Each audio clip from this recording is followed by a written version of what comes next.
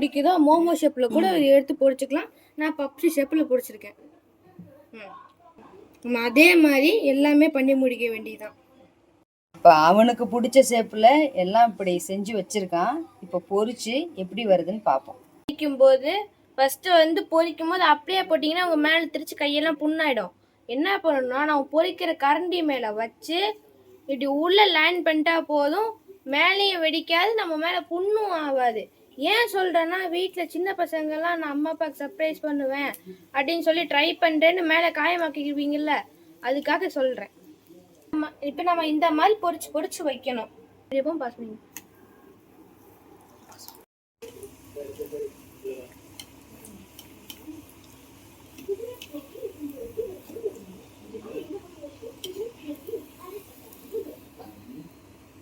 Video game ஷேப்பில் இருக்குது.